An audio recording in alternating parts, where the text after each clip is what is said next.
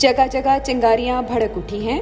कल वुकला supreme court के बाहर एहतजाज कर रहे हैं। 12 और 13 सितंबर को वुकला और सहाफ़ी पार्लियामान के बाहर और हिज़्ब इख्तिलाफ पार्लियामान के अंदर सदर आरिफ अलवी की तकरीर के दौरान एहतजाज की तैयारी कर रहे हैं। मौलाना और नवाज शरीफ परसों पीडीएम के सरबराह इजलास में खिज़ां की खुनकी में गर्मी पैदा करने की मनसूबाबंदी करेंगे।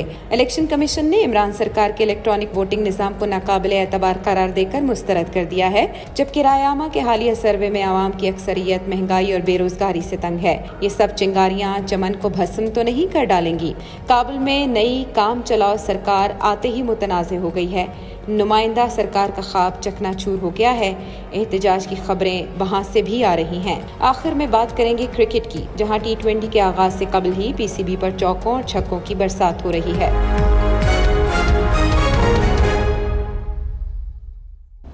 अस्सलाम वालेकुम, नजम सेठी शो में खुश आमदेद। मैं हूं सैयदा आयशा नाज। मेरे साथ मौजूद हैं नजम सेठी साहब। अस्सलाम वालेकुम।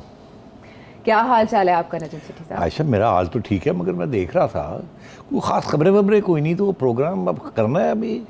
आपके लिए खबरें ही नहीं है जो हुकूमत के लिए दर्द सर बनने जा रहे हैं।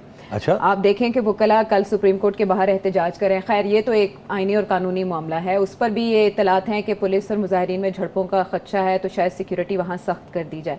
यही वुकला और सहाफ़ी जो हैं वो 13 और 14 सितंबर को बताया जा रहा है कि वो धरना देने जा रहे हैं पार्लियामेंट के बाहर।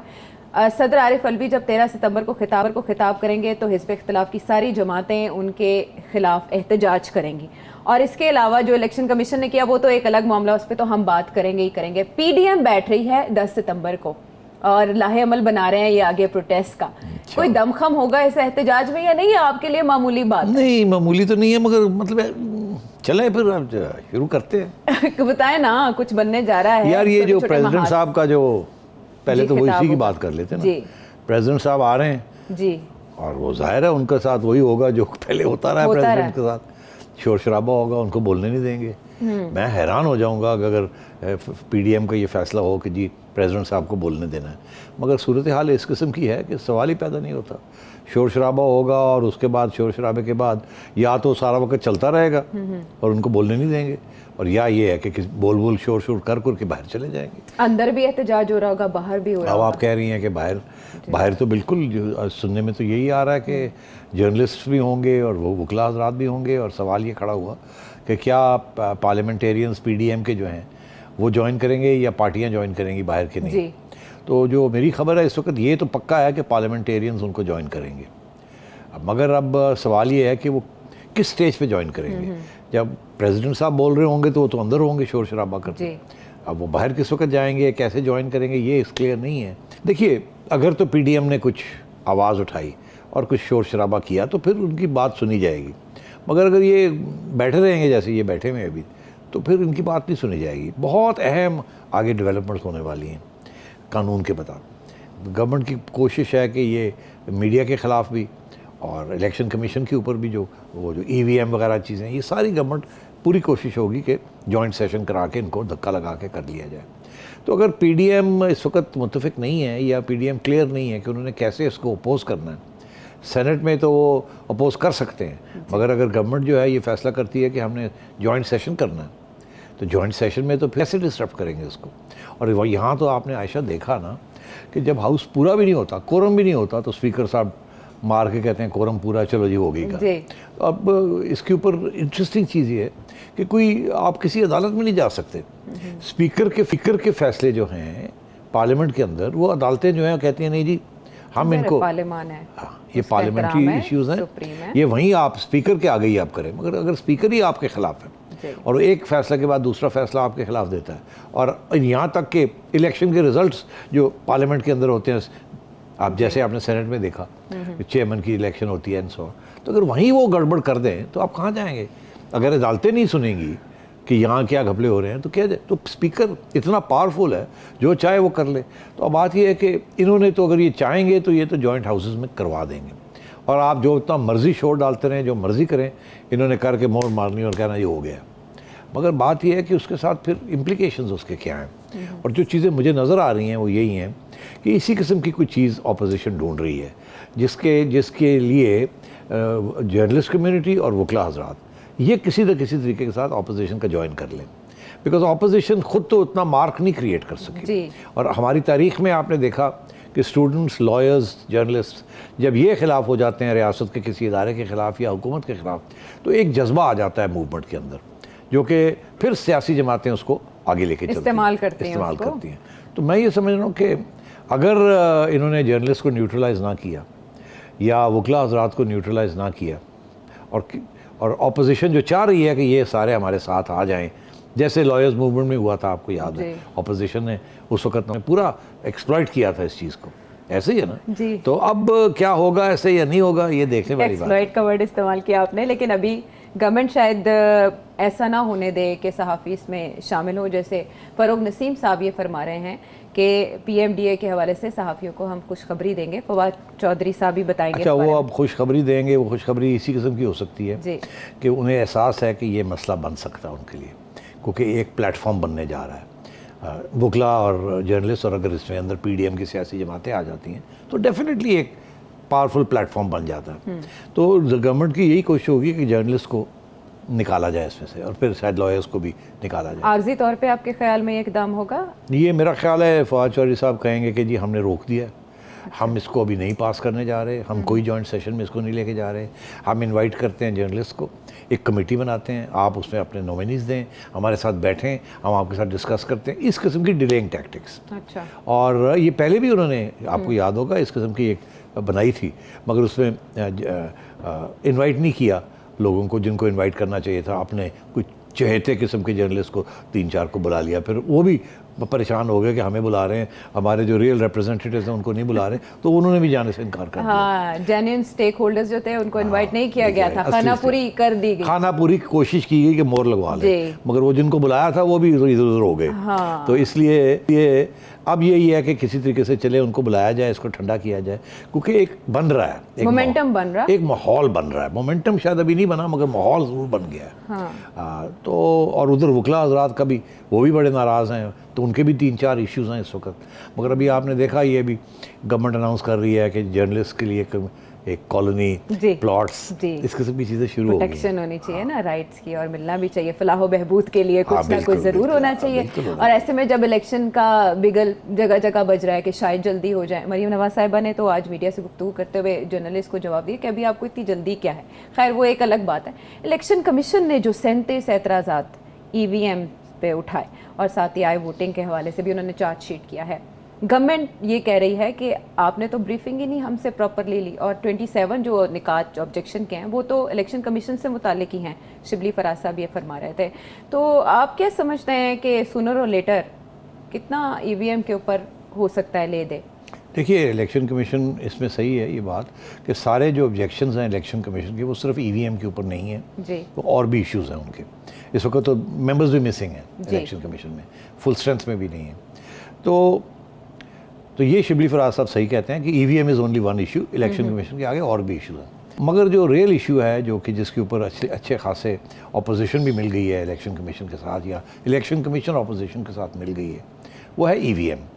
اب ای وی ایم جو ہے گورنمنٹ تلی ہوئی ہے کہ یہ ہم نے کرنا ہی کرنا ہے، اور اپوزیشن الیکشن کمیشن ایک ہی بات کہہ رہے ہیں کہ جی اس میں کا بہت بڑا امکان ہے اور چانسز ہیں کہ یہ ہو سکتی ہے ٹیکنالوجیکلی. اور اگر ٹرسٹ نہیں ہے، اعتماد نہیں ہے گورنمنٹ کے اندر جو کہ کنٹرول کریں گی ان ای وی ایمز کو، اس کے سافٹ ویئر کو ایٹ لیسٹ سرٹنلی، تو پھر اس کو نہیں ہاتھ لگانا چاہیے. اور دوسری یہ کہ آپ نے دیکھا کتنے ملکوں میں ہے اور کتنے ملکوں میں نہیں ہے، اور وہاں کے کیا آبجیکشنز ہیں. ہم نے یہاں خود پروگرام کیا تھا اف یو ریممبر، لمبے چوڑے اس کے اوپر ایشوز ہیں.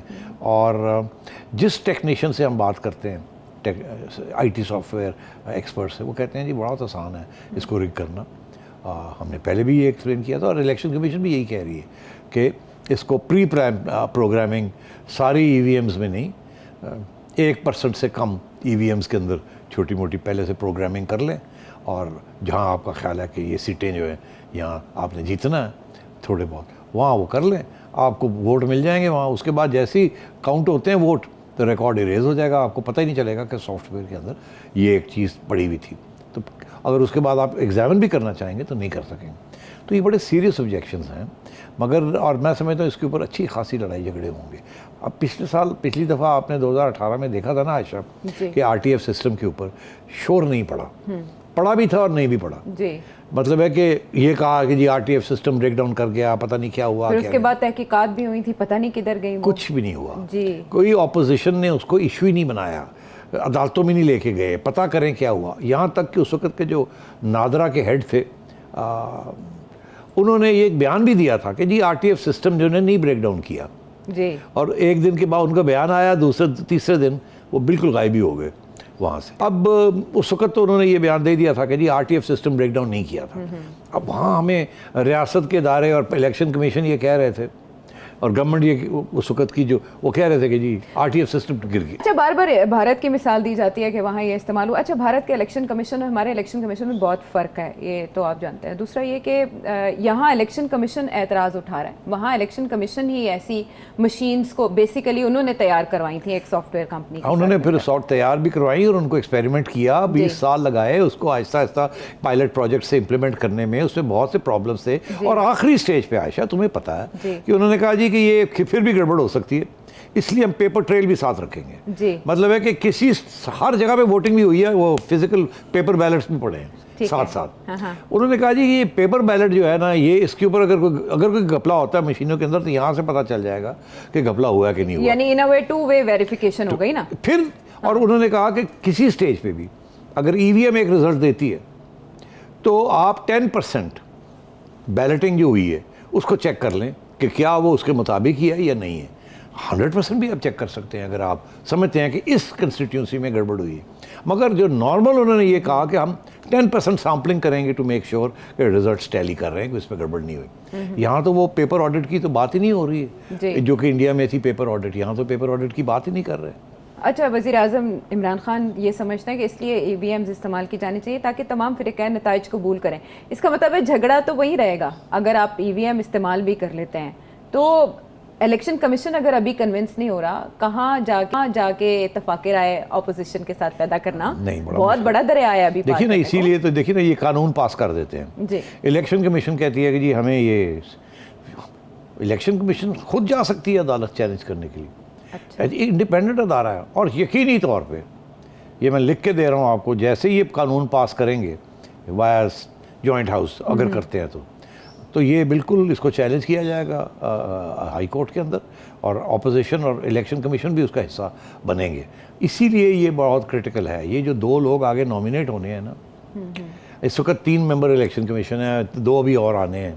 اب اسی کے اوپر لڑائی جھگڑے ہونے ہیں کہ جی اگر تو اب یہ اپنا بندہ وہاں انسٹال کر دیتے ہیں 2، تو پھر ان کو ایک اور چاہیے ہوگا تاکہ الیکشن کمیشن کے اندر بھی ان کی میجورٹی ہو جائے، وچ از ناٹ ڈیفیکلٹ. دیکھیے نا، کے پی میں بھی ان کی حکومت ہے، بلوچستان کی بھی ان کی حکومت ہے، پنجاب میں بھی ان کی حکومت ہے، ایک سندھ ہی ہے جہاں نہیں ہے، اور ایک chief election commissioner.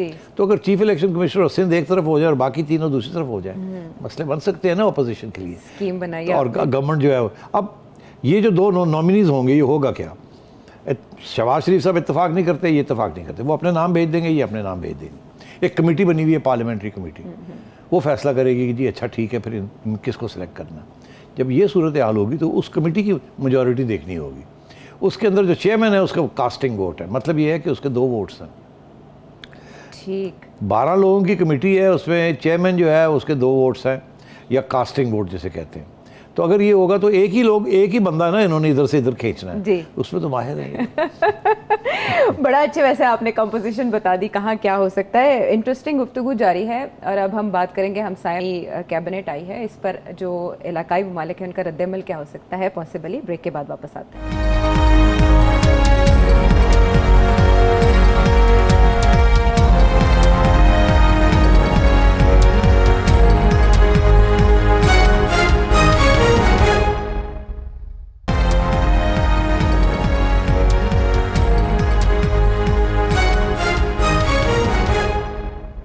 Welcome back to the شو. نجم سیٹھی صاحب، جو نئی افغان کیبنٹ کا اعلان ہوا ہے اس پر دنیا بھر میں انکلوزیو یا ایکسکلوزیو ہونے کی بحث تو اپنی جگہ پر، جو ریجنل کنٹریز ہیں، علاقائی ممالک اور امریکہ کا اس پر رد عمل آپ کے خیال میں کیا ہے یا کیا ہو سکتا ہے؟ دیکھیے اس میں تو اب سب کے ریئیکشنز تو آ ہی گئے ہیں. اور جنرلی ریئیکشنز یہی ہیں کہ اس میں کچھ انکلوسیونیس نہیں دکھائی گئی، جو کہ سب کی توقع تھی کہ ایک ایسی حکومت بنائیں گے جو کانفیڈنس انسپائر کرے کہ اب آگے جا کے کچھ امن کی باتیں ہوں گی، لڑائی جھگڑے نہیں ہوں گے. تو یہ جو بنی ہے 33 ممبر کیبنٹ بنی ہے، یہ ایک عبوری حکومت بنی ہے، کیئر ٹیکر. اب طالبان کا یہ کہنا ہے کہ یہ عبوری ہے، یہ وہ حکومت نہیں ہے جو کہ فائنلی بنے گی جا کے. وہ الیکشن کے نتیجے میں بنے گی یا ابھی انہوں نے اور نام اناؤنس اچھا کرنا ہے؟ یہ ابھی بات گرے ایریا ہے رائٹ کہ یہ کیئر ٹیکر ہے، تو کیئر ٹیکر کا مطلب ہے پھر یہ الیکشن کنڈکٹ کرے گی، یا یہ کیئر ٹیکر ہے اور اس کے بعد ایک حکومت انٹرم حکومت بنے گی، کیئر ٹیکر کے بعد انٹرم حکومت بنے گی جو شاید 2-3 سال چلے، ایک آئین بنائے، پھر اس کے بعد ایک الیکشن ہوں ایٹسیٹرا. تو یہ بھی کلیئر نہیں ہے، مگر جو اشارے کیے جا رہے ہیں وہ یہی ہے کہ یہ ٹیمپرری ہے، یہ کیئر ٹیکر ہے. اس کے بعد ہم بیٹھیں گے آرام سے، جب کنسولیڈیشن ہو جائے گی تو پھر ہم ایک انکلوسیو حکومت بنائیں گے جو کہ آئین بنائے گی ہماری، اور اس کے ساتھ پھر اس کے اندر انکلوژن ہوگی اور مائنورٹیز ریپرزنٹیشن ہوگی. اب کیا اس قسم کی کیئر ٹیکر گورنمنٹ کے اندر ایک اشارہ ہی کر دیتے، کسی ایک خاتون کو رکھ لیتے؟ آئی ایم شیور ان کو ایک کنزرویٹو ریلیجس مائنڈیڈ نقاب ویئرنگ خاتون مل، اور مگر انہوں نے کوئی کنسیشن نہیں دی. جی اس کا یہ مطلب ہے طالبان نے یہ فیصلہ کیا ہے کہ ہم نے جو کچھ کرنا ہے ہم نے انڈر پریشر آ کے نہیں کرنا کچھ بھی ابھی. اچھا اگر انڈر پریشر آ کے نہیں کرنا، کیونکہ پریشر تو یہی ایک مشکل کام تو نہیں تھا ایسا کسی کو ڈھونڈنا اور ڈال دینا تاکہ زبان بند ہو جائے، منہ بند ہو جائے. لیکن وہ جو سب کہتے تھے کہ طالبان بدل گئے ہیں. ہاں تو اب بات یہ، میں کب سے کہہ رہا ہوں کہ 2 چیزوں کے اوپر طالبان نہیں بدلے اور نہیں بدلیں گے. ایک سب سے اہم بات کہ جو مذہبی یا کلچرل فیکٹرز ہیں اس کے اوپر طالبان اپنا موقف نہیں چھوڑیں گے، وہ کسی قسم کے پریشر کے اندر نہیں آئیں گے، نمبر 1. نمبر 2، خواتین کے اندر بہت کم کنسیشن دیں گے. آلریڈی ہمیں پتہ چل گیا ہے کہ انہوں نے 2 باتیں کہہ دی ہیں. ایک تو انہوں نے یہ کہا کہ نقاب پہننا پڑے گا، دوسری بات انہوں نے یہ کہی ہے کہ کچھ ایسے سیکٹرز ہیں معیشت کے یا اکانومی کے، جیسے ہیلتھ ہے جہاں نرسز کی ضرورت ہے ایٹسیٹرا ایٹسیٹرا، وہاں وہ ڈسکریج نہیں کریں گے، وہاں انکریج کریں گے آ جائیں، وہاں اجازت ہوگی کام کرنے کی. مگر بائی اینڈ لارج تعلیمی جو ادارے جو ہیں اور باقی گورنمنٹ ڈپارٹمنٹس ہیں ہر قسم کی پابندی لگائی جائے گی. میرا یہ موقف ہے ایسے ہی ہوگا، پابندیاں لگیں گی. جس قسم کی آزادی پاکستان کی خواتین سمجھتی ہیں کہ یہاں ہے یہ وہاں ہونی چاہیے، یا فارگیٹ اباؤٹ یورپ کی آزادی، ایسی نہیں ہوگی. ایسے بھی نہیں ہوگا کہ جو کابل کے اندر کمیونسٹ گورنمنٹ کے اندر جس قسم کی آزادی تھی خواتین کے لیے، اور جس قسم کی آزادی پچھلے 20 سال میں ان کو ملی ہے بڑے شہروں کے اندر، وہ آزادی نہیں ملے گی. اس کو بھول جائیں، یہ طالبان کبھی بھی کنسیڈ نہیں کریں گے. اس کی وجہ بڑی سمپل ہے کہ یہی تو چیز ہے جو کہ ان کی رینک اینڈ فائل جو ہے اسی قسم کی چیزوں میں تو کوئی یقین رکھتی ہے. رینک اینڈ فائل تو پہلے امریکہ دشمنی پہ بھی یقین رکھتی تھی. ہاں رکھتی تھی نا، تو اب کیسے؟ مگر عائشہ یہ جو رینک اینڈ فائل ہے نا، یہ ان کی ٹریننگ ہے، یہ ان کا مذہب ہے. وہ سمجھتے ہیں ہمارا مذہب اور ہمارا ٹرائبل جو سسٹم ہے وہ ایک ہی ہے. حالانکہ ایسی بات نہیں ہے، بہت سے یہاں کے ان کے جو خیالات ہیں وہ ٹرائبل ہیں، اسلام کے آنے سے پہلے کی وہ روایات چل رہی ہیں اور جو طریقے ہیں ان کے. تو میں یہ سمجھتا ہوں کہ ان چیزوں کے اوپر وہ کمپرومائز نہیں کریں گے. جہاں وہ ویسٹرن ورلڈ کے ساتھ بات چیت کرنے کے لیے تیار ہوں گے وہ یہ ہوں گے، اچھا جی ٹھیک ہے ہمیں ٹریڈ روٹس ہم دیتے ہیں، پائپ لائنز ہم سب سپورٹ کرتے ہیں. اس قسم کی چیزوں کے اوپر وہ تیار ہو جائیں گے. پیسے لینا دینا تجارت کرنا اس کے لیے تیار ہو جائیں گے. مگر یہ بڑی ری ایکشنری اور کنزرویٹو رجیم ہوگی. اگر آپ کا خیال ہے یہاں کوئی ہیومن رائٹس پریویل کریں گی یا خواتین کی کوئی رائٹس ہوں گی، یہ نہیں ہوگا. اب مگر پرابلم طالبان کے لیے کیا ہے؟ وہ یہ ہے کہ جو پیسہ امریکہ دے سکتا ہے پیسہ، اور جو انویسٹمنٹ امریکہ کر سکتا ہے وہ یہ ملک روس بھی نہیں کر سکتا، ایران بھی نہیں کر سکتا. چائنا جو ہے وہ انویسٹمنٹ جو ہے وہ بڑی خصوص ایریاز میں کرے گا جہاں کہ وہ ایکسٹریکشن کر سکے. مگر اس قسم کی مدد جس قسم کی ان کو چاہیے ملک چلانے کے لیے وہ نہیں ملے گی ان کو. تو سب سے بڑا پرابلم ان کا یہی آئے گا. ایک طرف پریشر ہوگا فرام دا ویسٹرن کنٹریز جو کہ بائی دی وے اب اکٹھی ہو رہی ہیں کہ ایک یکجہتی کے ساتھ ایک پالیسی اختیار کی جائے. اس کے اوپر بھی ابھی ڈسکس کرتے ہیں. اور دوسرا یہ کہ جو ہمارے اپنے ان کے جو ایشوز ہیں ریلیجیس اور اس کے اوپر کنسیشن نہیں دیں گے. تو یہ ایک کشمکش چلے گی. ویسٹرن پاورز اور سارے کہیں گے جی یہ چاہیے یہ چاہیے یہ چاہیے. 2 چیزیں مانگیں گے وہ. ایک یہ کہیں گے کہ خواتین اور ہیومن رائٹس ہونی چاہیے. دوسرا وہ یہ کہیں گے یہ جو ٹیررسٹ گروپس ہیں یہاں ان کو ختم کریں. میں آپ کو بتا دوں، نہ وہ ٹیررسٹ گروپس کو ختم کریں گے اور نہ ہی وہ ہیومن رائٹس یا خواتین کے حقوق کو مانیں گے وہ، اور اسی چیز کے اوپر پرابلمز بنیں گے۔ اگر وہ مانتے ہیں تو ان کی جو رینک اینڈ فائل ہے، جو عام طالبان سولجر ہے یا جو سپورٹر ہے، وہ لیڈرشپ کے خلاف ہو جائے گا، وہ کہے گا بک گئے۔ اور اگر نہیں مانتے تو دوسرے لوگ جو ہیں وہ سینکشن لے کے بیٹھے ہوں گے، اور اس کے جو نتائج نکلیں گے اس کانٹرڈکشن کے، اس کانفلکٹ کے، اس کا سارا اثر افغانستان کی عوام پہ اور پھر سیکنڈری پاکستان کے اوپر، بیکاز اگر وہاں حالات خراب ہو جاتے ہیں اور برے حالات، تو وہ ادھر ہی لوگ بھاگیں گے نا۔ تو پریزیڈنٹ بائیڈن اسی کا ذکر کر رہے ہیں اپنی اسٹیٹمنٹ؟ پریزیڈنٹ بائیڈن نے جو اسٹیٹمنٹ عائشہ جو انہوں نے دیا ہے، وہ یہ کہہ رہے ہیں کہ اس وقت ہم دیکھ رہے ہیں کہ پاکستان، رشیا، چائنا اور ایران کیا موقف اختیار کرتے ہیں، کیونکہ وہ ڈائریکٹلی انوالوڈ ہیں۔ جی، وہ وہاں جو اس وقت ٹیررسٹ جو بیٹھے ہیں افغانستان کے اندر، وہ روس کو افیکٹ کرتے ہیں، پاکستان کو افیکٹ کرتے ہیں، اور چائنا کو افیکٹ کرتے ہیں، اور ایران کو بھی۔ تو اس لیے یہ ان کا ڈائریکٹ انوالومنٹ ہے ان دس۔ تو وہ کہہ رہے ہیں ہم دیکھ رہے ہیں کہ یہ کیسے طالبان کے ساتھ ڈیل کرتے ہیں، بیکاز اگر یہ طالبان کو کنونس کر لیتے ہیں کہ آپ ٹیررسٹ کے خلاف ایکشن لیں، تو پھر امریکہ کا بھی ایک مسئلہ جو ہے جس کا تعلق القاعدہ کے ساتھ ہے، وہ بھی ان کا حل ہو جائے گا۔ تو وہ تو بیٹھے دیکھ رہے ہیں، مگر یہ ایک امپریشن دیا جا رہا ہے عائشہ، ایکچولی پیچھے کچھ اور ہو رہا ہے۔ کیا ہو رہا ہے وہ؟ یہ انڈیا میں بھی کچھ انٹیلیجنٹ چیفز بیٹھے ہیں۔ دیکھیے یہ کوئی چھوٹی بات تو نہیں ہے کہ رشیا کا NSA اوبلیک ہیڈ آف انٹیلیجنس، وہ ایک ہی انہوں نے ایسی ادارہ بنایا ہوا ہے دونوں، وہ بھی آ گئے ہیں، دلی بیٹھے ہوئے، انہوں نے بھی اجیت دوول اور ان کے ڈپٹی کے ساتھ بات کی ہے۔ جی، اس کے بعد برطانیہ کے MI6 کے راجر مور صاحب، وہ بھی آ کے بیٹھ گئے ہیں وہاں۔ اس کے بعد CIA کے برنس، وہ بھی آ کے بیٹھ گئے ہیں۔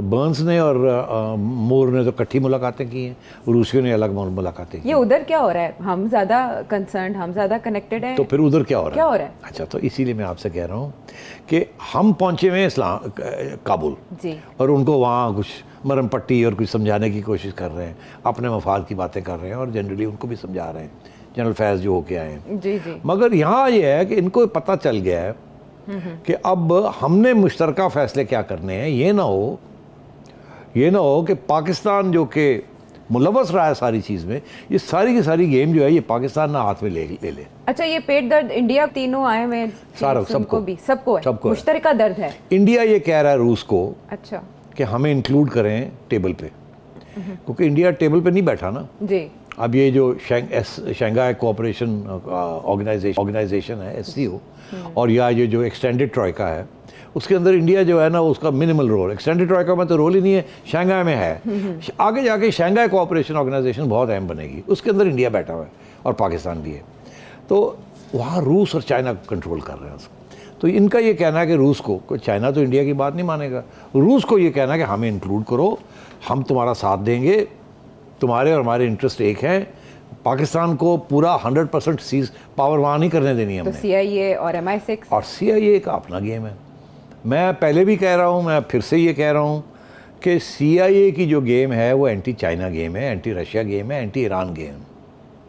ابھی یہ جو بائیڈن کہہ رہے ہیں نا جی ہم انتظار کر رہے ہیں وہ کیا کرتے ہیں، ایکچولی امریکہ اپنی پالیسیز بنا رہا ہے، وہ بھی انڈیا کے ساتھ مل کے، انڈیا اور روس کے ساتھ مل کے ٹیبل پہ آنا چاہے گا، امریکہ انڈیا کو سپورٹ کرے گا ٹیبل پہ آئے سابوٹاج کرنے کے لیے، اچھا، پاکستان کو انڈرمائن کرنے کے لیے۔ آپ سمجھ رہے ہیں یہ بات کیا ہو رہی ہے یہاں؟ میں سمجھ یہ کوشش کر رہی ہوں کہ یہ کہا جاتا ہے کہ امریکہ اپنی پالیسی کئی سال پہلے بنا لیتا ہے، آپ کہہ رہے ہیں کہ اب وہ بنا رہا ہے، جب وہ نکلے ہیں تو نہیں ہے؟ نہیں، بالکل یہ شک ہونا چاہیے ہمیں کہ جس طریقے سے وہ بھاگے ہیں وہاں سے، کچھ نہ کچھ سوچ کے نکلے ہوں گے نا۔ جی، تو وہ کیا سوچ تھی؟ اور اب تک جو بائیڈن نے فون نہیں کیا۔ دیکھیے یہ اٹس ویری امپورٹنٹ، جو بائیڈن اپنا ہاتھ نہیں دکھانا چاہتا، وہ ابھی پاکستان کے ساتھ وہ کچھ نہیں کہنا چاہتا۔ میں نے کہا تھا مہینہ لگے گا، آئے گا۔ اب وہ دیکھ رہے ہیں کہ یہاں کیا ڈیولپمنٹس ہو رہی ہیں، پھر اس کے بعد وہ اپنا موقف اختیار کریں گے۔ ان دا مین وائل ایک طرف وہ انڈیا کے پاس آ کے بیٹھے ہوئے ہیں، ایک طرف یورپ میں پہنچ گئے۔ خبریں یہ بھی ہیں کہ جرمن انٹیلیجنس کے لوگ بھی آ کے دلی میں بیٹھے ہوئے ہیں۔ تو جو کھچڑی جو پک رہی ہے وہ دلی میں پک رہی ہے، افغانستان میں نہیں پک رہی۔ آنے والے دنوں میں کوئی فالس فلیگ، کوئی سرجیکل اسٹرائک، کوئی ایسی چیز ہوتی تو نہیں دیکھ رہے؟ اور یہ جو نہیں، ہمارے خلاف نہیں، اچھا، ہمارے خلاف نہیں میں دیکھ رہا ہوں۔ یہ اس کی وجہ یہ ہے کہ وہ کوئی بھی نہیں چاہے گا کہ اس سٹیج پہ جب افغانستان ڈسٹیبلائز ہو گیا ہے کہ پاکستان کو ڈسٹیبلائز کیا جائے. وہ اور بھی اس کے کمپلیکیشنز ہو سکتے ہیں. طالبان ہیں میں سمجھتا ہوں کہ they are going to come under enormous pressure. ہر قسم کا پریشر آئے گا ان کے اوپر, اور یہ جو انہوں نے حکومت بنائی ہے یہ اس کے اوپر بھی بڑی تنقید ہوگی. اور اب لگتا مجھے ایسے ہے کہ یہ زیادہ دیر اگر یہ اس کے اوپر زیادہ تنقید آئی اور پریشر آیا تو یہ نہ ہو کہ یہ طالبان جو ہیں یہ اپنا 2.0 سے ہٹ کے 1.5 پہ نہ آ جائیں. بیکاز ظاہر ہے نا کہ ان کے لیے تو انہوں نے تو آلریڈی جو بیان دیے ہیں, تو پھر باقی سب کو بھی واپس وہ پتہ بیان کیا دیا انہوں نے. وہ کہتے ہیں جو سو کالڈ ایجوکیشن منسٹر صاحب ہیں وہ کہتے ہیں یہ تعلیم کیا ہے, یہ ایم اے بی یہ کیا ہے. آپ کو تو نیک ہونا چاہیے, تعلیم کی کیا ضرورت ہے؟ تعلیم تو اللہ تعالیٰ نے دے دی, آپ کو نیکی کریں اور ختم. آپ کو یہ پڑھائی لکھائی کرنے کی کیا ضرورت ہے؟ کیا ہم نے کوئی پڑھائی لکھائی کی ہے؟ ہم نے بھی تو اللہ تعالیٰ کی خدمت میں جو مدرسوں میں پڑھے ہیں اور پتہ کر لیا کابل. دیکھیں نا ضرورت تو ڈگریز کی اگر ہوتی, اس قسم کی اگر سوچ ہے جی تو مسئلے تو بنیں گے نا. حالانکہ علم کے حوالے سے تو اسلام میں واضح احکامات موجود ہیں, اگر وہ ان کی نظر سے گزرے ہوں کہ علم حاصل کرو خواہ تمہیں چین جانا پڑے. بہرحال بریک, اور بریک کے بعد کرتے ہیں مزید بات.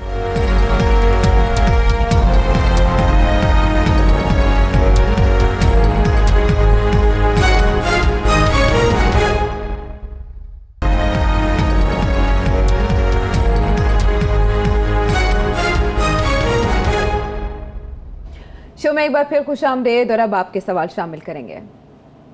السلام علیکم, میں رضوان بات کر رہا ہوں سیالکوٹ سے, اور میرا سٹی صاحب سے سوال ہے. آپ مجھے یہ بتائیں کہ آپ کو نہیں لگتا کہ یہ کرکٹ جو سی ہے کہ یہ جو سسٹم ہے یہ ہمارے یہ ایک حصہ بن چکا ہے. یہ جو ورلڈ کپ آنے سے پہلے کپتان کوچ کچھ نہ کچھ یہ ہٹا دیتے ہیں, اس وجہ سے ٹیم ہماری بڑی ڈسٹرب ہو جاتی ہے. ٹائمنگ فیصلے کی اچھی نہیں ہے نا, وہ یہ کہنا ہاں, وہ کہتے ہیں کہ لگتا ہے ایسے کہ ہمیشہ ایسے ہی ہوتا ہے کہ کچھ بڑی ٹورنامنٹ آتی ہے تو اس سے پہلے ہی کچھ نہ کچھ رد و بدل شروع ہو جاتا ہے. دیکھیے عائشہ, ایسے ہے کہ رد و بدل تو ہوتا ہے اسپیشلی ٹورنامنٹ سے پہلے. تو جو پرانی غلطیاں ہوتی ہیں یا پرانے فیصلے ہوتے ہیں ان کو ریویو کیا جاتا ہے, تو یہ کوئی نئی بات نہیں ہے. البتہ اس دفعہ یہ ہوا ہے کہ ابھی چیئرمین صاحب بنے نہیں ہیں, الیکٹ نہیں ہوئے, نامینیٹ ہو گئے ہیں مگر ابھی الیکٹ نہیں ہوئے. جب تک الیکٹ نہیں ہوں گے وہ فیصلے قانونی طور پہ فیصلے نہیں کر سکتے. اس وقت چیف الیکشن کمشنر جسٹس عظمت سعید صاحب, ہی از ایکٹنگ چیئرمین. اچھا اچھا اچھا, عظمت سعید صاحب از ایکٹنگ چیئرمین. رمیز راجہ صاحب اس وقت کوئی ان کی حیثیت نہیں ہے جب تک الیکشن نہیں ہو جاتی, تو قانونی طور پہ وہ کوئی فیصلے نہیں کر سکتے. حقیقت یہ ہے کہ وہ فیصلے انہوں نے کرنے شروع کر دیے. انہوں نے بابر اعظم کے ساتھ بھی بات کی ہے, انہوں نے چیف ایگزیکٹو کے ساتھ بھی ڈیٹیل ڈسکشنز کی ہیں, سلیکٹرز کے ساتھ بھی ڈیٹیل ڈسکشنز کی ہیں, ٹیم والوں کو بلا کے لیکچر بھی دیا ہے اکیڈمی کے اندر اینڈ سو آن. تو he is already acting as chairman. اچھا, ہمارے زمانے میں اگر یہ ہم کرتے نا تو کسی نے ہمیں عدالت لے جانا تھا. آج کل عدالتوں میں کوئی نہیں لے کے جاتا. باہمی تعاون سے معاملات چلتے ہیں. بالکل جی. اچھا, تو اب بات یہ ہے کہ راجہ صاحب کے بڑے فکسڈ آئیڈیاز ہیں اور فرم آئیڈیاز ہیں 3-4 چیزوں کے اوپر. ایک تو یہ کہ وہ کہتے ہیں کہ جن لوگوں نے وہاں پہلے کوئی میچ فکسنگ کی ہے یا ٹینٹڈ ہے, داغ ہے جن کے اوپر, ان کو کرکٹ میں نہیں آنا چاہیے. میرے ساتھ بھی جھگڑا ہوا تھا ان کا ایک زمانے میں, جب میں نے کہا تھا کہ عامر کو لانا چاہیے, اور میں لے کے آیا اس کو. میں نے کہا اس نے سزا کاٹ لی ہے, اس سے معافی بھی مانگ لی ہے, ICC نے بھی معاف کر دیا ہے, تو کوئی راستہ اب کوئی جواز نہیں ہے ان کو باہر رکھنے کا. تو انہوں نے مجھے کہا تھا نہیں, اچھا کسی کو نہیں لانا چاہیے. تو اب پہلا چیلنج تو یہ آیا کہ وہ لوگ جن کی جسٹس قیوم کی رپورٹ میں نام وام لکھے گئے ہیں اور جو ان کو پتہ ہے کہ یہ انہوں نے گڑبڑ کی ہے, کیا ان کے ساتھ کیا تعلق ہوگا ان کا, ان کو آنے دیں گے نہیں آنے دیں گے, سیکٹرز میں ان کو نکالیں گے نہیں آنے دیں گے, وغیرہ وغیرہ. تو یہ ایک چیلنج ہے ان کے بھی. دوسرا یہ کہ رمیز راجہ ہمیشہ یہ کہتے رہے کہ آپ کو پرکھنے کی کوالٹی ہونی چاہیے سلیکٹر کے اندر, پرکھنے کی آنکھ ہونی چاہیے. ٹھیک ہے, وہ سمجھتے ہیں ان کے پاس ہے وہ. اچھا, اور ان کے بڑے اوپینینس ہیں کہ کون کس میں ٹیلنٹ ہے کس میں نہیں ہے.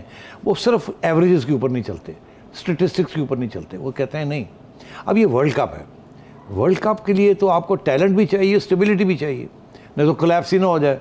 یہ تو نہیں کہ جی کنسسٹنسی کوئی نہ ہو. تو بڑا مشکل ہوتا ہے ورلڈ کپ کے لیے ٹیم کو اکٹھا کرنا. اور بڑی ٹاپ ٹیمز کے ساتھ آپ نے کھیلا, اور پہلا میچ ہی آپ کا انڈیا کے ساتھ. اور آپ نے دیکھا جب چیمپئنز ٹرافی ہو رہی تھی تو پہلے میچ میں پٹائی ہو گئی ہماری, اور اتنی ڈیمورلائزیشن ہوئی تھی, وہ ہم کھیل بھی نہیں سکتے. تو یہ سارے فیصلے رمیز راجہ صاحب کر رہے ہیں. مصباح کا فیصلہ کہ مصباح کو فارغ کرنا ہے اور وقار کو فارغ کرنا ہے، یہ کنوے ہو گیا تھا امپریشن ان دونوں کو کہ آپ اب نہیں رہ سکیں گے. اچھا انہوں نے ہواؤں کا رخ دیکھ لیا، انہوں نے دیکھ لیا تھا، ان کو شاید اشارہ بھی ہو گیا تھا، ڈائریکٹ نہیں، وہ طریقہ ہوتا ہے نا، یہ ہوتا تھا، کوئی نہ کوئی بات کرتا ہے. ٹھیک ہے. کہ اور انہوں نے یہ سوچا کہ بہتر یہ ہے کہ ورلڈ کپ سے پہلے ہی ہم فارغ ہو جائیں، یہ نہ ہو کہ جس قسم کی ٹیم انہوں نے بنائی ہے یہ تو پٹائی ہو جائے گی اس کی. ظاہر ہے وہی ان کی اپنی اوپینینز ہیں، اور تو پھر سارا بری طرح جانا پڑے گا، اور سارا ان کی بوجھ جو ہے یا ملبہ جو ہے ان کے اوپر گرے گا، اس لیے انہوں نے سوچا کہ بیسٹ ہے کہ ہم فارغ ہو جائیں. ٹھیک ہے. تو یہ سارے فیصلے ان کے ہیں. اب میرا خیال ہے ذمہ داری بھی ساری راجہ صاحب کو لینی پڑے گی. اچھی ٹیم کھیلتی ہے تو راجہ صاحب کے واہ ہو جائے گی، نہیں اچھی کھیلتی تو یہ جو کنٹروورسی اس وقت چل رہی ہے عائشہ، یہ اور چلے گی اور ان کی زندگی حرام کر دیں گے میڈیا والے. رمیز راجہ صاحب میں نشانیاں ہیں، دیکھنا یہ ہے کہ وہ کس نوعیت کے فیصلے لیتے ہیں اور پھر وہ فیصلے رنگ کیا لاتے ہیں. اگلا سوال شامل کریں گے. جمیل چودھری، کیلیفورنیا، یونائٹڈ اسٹیٹس. میرا آج آپ سے انتہائی ایک مختلف سوال ہے، وہ یہ ہے کہ جس طرح عمران خان نواز شریف کی آج تک مخالفت نہیں چھوڑ رہے، ایگزیکٹلی اسی طرح آپ بھی نواز شریف کی اچھائی اور تعریف قطعاً نہیں چھوڑ رہے اور ہر بات پر ان کی تعریف کرنے کی کوشش کرتے ہیں. کیا اس میں کوئی راز ہے؟ بڑے لوگ یہ سوال سیٹھی صاحب آپ دونوں میں مماثلت ہے، خان صاحب اور آپ میں. نہیں خان وہ صاحب انہوں نے ڈھونڈی ہے. نہیں دیکھیے خان صاحب تو ایک سیاسی قسم کی ان کی سوچ ہے کہ ساری اپوزیشن کی چھٹی کرا دی جائے. تو صرف نواز شریف صاحب نہیں، وہ تو سب کی چھٹی کرانا چاہتے ہیں. حالانکہ نواز شریف صاحب نے ان کے لیے بڑے فیورز دیے ہیں پرانے زمانے میں، تو وہ ان کا اینٹی نواز شریف ہونا تو ان کی ایک ذات کا ایشو ہے، میرا ذات کا ایشو نہیں ہے. میں یہ صرف کہنا چاہتا ہوں آن ریکارڈ، کیونکہ سوال آ گیا آج، کہ دیکھیے میں نے بہت اپوزیشن کی ہے نواز شریف صاحب کی. 1989 میں ہم نے اخبار شائع کرنا شروع کیا، ایک فرائیڈے ٹائمز. وہ دن تھا کیونکہ ہم نے یہ سوچا کہ ضیاء الحق صاحب کا دور ختم ہوا اور میں ضیاء الحق صاحب کے سخت خلاف تھا. ایک عامر ایک ڈکٹیٹر کی اولاد تھے، سیاسی اولاد تھے، پیداوار کہہ دیں جی، پیداوار تھے. اور پھر انہوں نے جو حرکتیں کی اس وقت، ایک سٹیج میں تو انہوں نے جو ہماری جنگجو ریاست ہے اس کا پورا سپورٹ کیا. میں اپنی جنگجو ریاست بھی جو ہے میں سمجھتا ہوں ہمیں نہیں ہونا چاہیے، یہ ریاست جو ہے یہ اس کو جنگجو نہیں ہونا چاہیے. بہرحال یہ بالکل اس کا حصہ رہے کیونکہ وہ ایک ٹریڈیشن تھی ضیاء الحق ملٹری اسٹیبلشمنٹ. تو میں ان کی خلاف ورزی کرتا رہا. مجھے محترمہ کے ساتھ بھی میرے ایشوز تھے، پیپلز پارٹی کے ساتھ بھی میں نے ان کی خلاف ورزی بھی کی، مخالفت کی آپ نے ان کی بھی اور ان کی بھی. میں نے کہا یہ دونوں جو تھے یہ کرپشن میں ملوث تھے. میں نے یہ کہا، اچھا میں تسلیم کرتا ہوں. اس وقت میرے لیے corruption was a major issue. اور سیکنڈ میجر ایشو یہ تھا کہ جنگجو ریاست کی جو اسٹیبلشمنٹ ہے اس کے ساتھ کون کھڑا ہے اور کون نہیں کھڑا. پیپلز پارٹی اس کے خلاف کھڑی تھی، میاں صاحب اس کے ساتھ کھڑے، تو میرا تھوڑی ٹلٹ پیپلز پارٹی کی طرف تھی. پھر ایک وقت ایسا آیا کہ میاں صاحب نے جھگڑا لے لیا. اسی ریاست، وہی ایک ڈکٹیٹوریل ریاست کے ادارے جس کے ہم سمجھتے تھے کہ یہ ملک کے لیے اچھے نہیں ہیں، جس قسم کی یہ پالیسیز اختیار کر رہے ہیں، جنگجو پالیسیز، افغانستان، انڈیا، ہر جگہ پہ ہمارا ہاتھ تھا. تو میرا خیال تھا کہ امن ہونا چاہیے، لڑائی جھگڑے بند ہونے چاہیے، اکنامک ڈیولپمنٹ ہونی چاہیے. جس دن میاں صاحب نے اپنا رخ تبدیل کیا سیاسی طور پہ، آئیڈیالوجیکل، نظریاتی، تو میں نے یہ سوچا کہ اب اس ملک میں corruption is not the major issue. Corruption ہر ملک میں ہے، انڈیا میں پاکستان سے زیادہ کرپشن ہے اور امریکہ میں اس سے بھی زیادہ کرپشن. ابھی آپ نے سن ہی لیا کہ امریکن کے جرنیلز جو ہیں انہوں نے کتنے اربوں ڈالرز کمائے ہیں افغانستان کی جنگ میں اور عراق کی جنگ سے، اور وہاں کے جو اسٹیبلشمنٹ ہے وہ کتنی کرپٹ ہے. تو کرپشن ہر جگہ پہ ہے، یہ کوئی نئی چیز نہیں ہے. مگر اس ملک کو ایک امن کی ریاست بنانا اور اکنامک ڈیولپمنٹ کرنا اور غربت دور کرنا اور تعلیم دینا اور خواتین کے حقوق دینا اور ہیومن رائٹس دینا، میں سمجھتا ہوں اس کے بغیر اب ریاستیں تباہ ہو جاتی ہیں، گر جاتی ہیں، ٹوٹ جاتی ہیں، ڈسٹرائے ہو جاتی ہیں، اندر سے دیمک لگ جاتی ہے. تو میں جب سے میاں صاحب نے یہ فیصلہ کیا ہے کہ ہم نے اب سویلین سپریمیسی کرنی ہے، آئین کی بالادستی کرنی ہے، میں اس دن سے میں نے یہ فیصلہ کیا کہ باقی چیزیں اپنی جگہ پہ وہ شاید صحیح بھی ہوں، مگر یہ سب سے زیادہ پرنسپل کانٹرڈکشن ہے. دیکھیے ہمیں یہ سکھایا گیا تھا تعلیم جب ہم نے کی کہ کسی اسٹیج پہ بھی ایک پرنسپل کانٹرڈکشن ہوتا ہے, مین کانٹرڈکشن یا کانفلکٹ, اور ایک سیکنڈری ہوتا ہے. ٹھیک ہے, میں سمجھتا ہوں کہ corruption is a secondary issue. Main issue is کہ کس قسم کی ریاست ہم نے یہاں بنانی ہے. ویلفیئر اسٹیٹ, ویلفیئر اسٹیٹ بنانی ہے, اور وہ کون چلائے گا, کون چلائے گا, جنگجو ریاست. عوام کے نمائندے چلائیں گے, عوام کے نمائندے بھی چلائیں گے, اور عوام کے نمائندوں کی اکاؤنٹیبلٹی ہم کریں گے. ہم ملٹری اسٹیبلشمنٹ کی اکاؤنٹیبلٹی نہیں کر سکتے, مگر ہم سویلین اسٹیبلشمنٹ کی اکاؤنٹیبلٹی کر سکتے ہیں. اسی لیے میں سمجھتا ہوں کہ میاں صاحب نے یہ جو راستہ اختیار کیا ہے, میں اس کو سپورٹ کرتا ہوں. تو آپ نے جواب دے دیا کہ کس وجہ سے پہلے میاں صاحب سے آپ کی مخالفت تھی, لیکن بعد میں کس وجہ سے آپ راغب ہوئے. جواب ہمارے آڈینس کو مل چکا ہے. ٹیلی ویژن اسکرین پر آپ کے سامنے جو نمبر ہے, ویڈیو میسیج کے ذریعے اپنا سوال آپ ہم سے پوچھ سکتے ہیں, اور اس کے ساتھ ساتھ اپنا فیڈ بیک بھی ہم تک پہنچا سکتے ہیں. اگلے پروگرام تک کے لیے اللہ نگہبان.